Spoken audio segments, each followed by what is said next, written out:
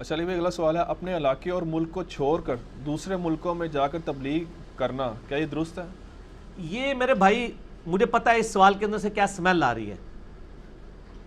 جو بیچارے اپنے جیب سے مال خرچ کے اتنی تکلیف اٹھا کے اپنے ملک کے اندر بھی تبلیغ کرنے کے لیے جا رہے ہیں، تبلیغی جماعت والے ادھر جاتے ہیں تو مولوی کی تیکھیاں سنتے ہیں، وہ عوام کی تیکھیاں سنتے ہیں.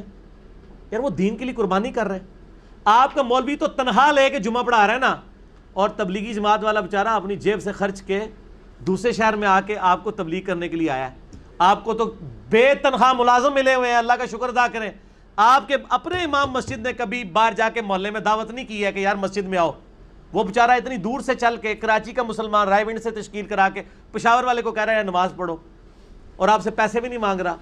مولویوں کو تو چاہیے آدھی تنخواہ ان کو دیں کہ آپ ہمارے حصے کا کام کر رہے ہو. مولوی کا کام صرف نماز پڑھانا ہے کیا؟ جو نمازی مسجد میں نہیں ہے اس کو دعوت دینا نہیں ہے، محلے کے لوگوں کو بتانا نہیں ہے، اور پھر کہتے ہیں دوسرے ملکوں میں جا کے تبلیغ کرتے ہیں. تبلیغ تو کرنی ہے. جس کی کمپیٹنسی ہے کہ وہ غیر مسلموں کو تبلیغ کر سکتا ہے وہ ان کو کرے، جن کی کمپیٹنسی ہے کہ مسلمانوں کو کر سکتا ہے وہ ان کو کرے. یہ کہنا کہ جب تک پاکستان میں ساری تبلیغ نہیں ہو سکتی باہر نہیں جانا چاہیے، غلط ہے. یہ تو اسی طریقے سے ہے کہ نبی صلی اللہ علیہ وسلم کو کوئی کہتا کہ جب تک آپ کے اپنے سارے رشتہ دار کلمہ نہیں پڑھتے ہم نے کلمہ نہیں پڑھنا. تو سر حضور صلی اللہ علیہ وآلہ وسلم کا جو اپنا چچا ہے اس نے تو ابو لہب نے تو کلمہ نہیں پڑھا، تو پھر تو حضرت ابو بکر کو بھی نہیں پڑھنا چاہیے تھا کیا؟ نہیں، ضروری نہیں ہوتی. زور ادھر لگا ہے فائدہ کہیں اور ہو جاتا ہے. آپ تبلیغ کا کام ضرور کرنا ہے اور بہت اچھا کام ہے، کریں. لیکن میرا مشورہ ہے تبلیغی جماعت والوں کو، ویسے شکر ہے ان کی ڈکلیئرڈ پالیسی ہے کہ صرف مسلمانوں کو دعوت دیتے ہیں، مسلمان تھوڑے، تب یہ غیر مسلموں کو دعوت نہیں دیتے الا ماشاء اللہ کوئی جماعت ہے. غیر مسلموں کے پاس وہ لوگ جانے چاہیے جن کو غیر مسلموں کے اعتراضات کا پتہ ہو. قادیانیوں کو بھی اسلام کی دعوت وہ دے جن کو قادیانیوں کے اعتراضات کا پتہ ہو. ادروائز آپ کیسے دعوت دے سکتے ہیں؟ قبول ہی نہیں کریں گے. ان کے اپنے وسوسے ہیں وہ سیٹل کرنے ہوں گے.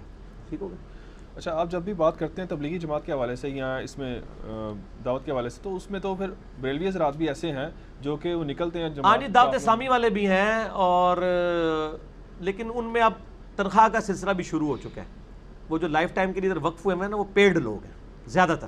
لیکن ایفرٹ تو کر رہے ہیں نا، ایفرٹ کر رہے ہیں، ہم اس ایفرٹ میں ان کے ساتھ ہیں. لیکن ان کا معاملہ یہ ہے کہ ان کی کافی ساری چیزیں کتاب و سنت کے منافی ہیں عقیدہ توحید کے حوالے سے. تو اس لیے میں تبلیغی جماعت کی اس لیے مثال دیتا ہوں کہ تبلیغی جماعت اس وقت دنیا کی سب سے بڑی جماعت ہے مسلمانوں کی. یہ نہیں ہے کہ ایک آپ پراپوگنڈا شروع کر دیں اور کسی کو بڑا کریں، نہیں. میرا یہ دعویٰ ہے کہ عام دنوں میں رائے ونڈ میں اتنے نمازی نماز پڑھتے ہیں کہ خانہ کعبہ میں اتنے نمازی نہیں ہوتے ہیں. عام دنوں میں، خاص دنوں میں نہیں. 1,00,000 کے قریب بندہ نماز پڑھ رہا ہوتا ہے رائے ونڈ میں. اجتماع کے دنوں میں تو زیادہ ہوتا ہے. اتنی بڑی کسی مسجد کی گیدرنگ نہیں ہوتی ہے 1,00,000 کے قریب. یہ تو آپ حج عمرے کی وجہ سے ذرا گیدرنگ بڑھ گئی ہے نا. آپ حج عمرے ذرا روکیں نا. میں دیکھتا ہوں بیت اللہ شریف میں 50,000 بندہ بھی نماز پڑھ جائے. کدھر لوگ اتنی دور سے ڈرائیو کر کے آئیں گے؟ جس طرح ہمارے محلے کے مسجدوں میں لوگ ہوتے ہیں. ایون وہاں تو مکہ شریف کے بیت اللہ کے پاس جو لوگ ہوتے ہیں نا ہوٹلوں میں، وہ بھی باب العمرہ کے پاس ایک چھوٹی سی مسجد ہے تو نماز پڑھ رہے ہوتے ہیں. اتنی دور کون چل کے جائے؟ اتنی بڑی مسجد ہے سینٹر تک پہنچتے ہوئے. تو سر وہ ان کی چلت پھرت میں 1,00,000 بندہ ہر وقت ہوتا ہے. اتنا بڑا کام اور کسی جماعت کا نہیں ہے، اور بے لوس. میں اس لیے ان کو یعنی پریفر کرتا ہوں باوجود اس کے کہ کئی معاملات میں اختلاف ہے. اس لیے ان کو میں بہتر سمجھتا ہوں. یہ نہیں ہے کہ باقیوں نہیں، باقی جو بھی کر رہے ہیں. اب تو اہل حدیث کی بھی جماعت شروع ہو گئی ہے. تینوں کے بانیوں کا نام الیاس ہے. سلام علی الیاسین. ہاں، الیاس کاندلوی، الیاس قادری اور الیاس اثری. شیعہ نے نہیں بنائی، میرے خیال ہے وہ الیاس کی تلاش میں ہے.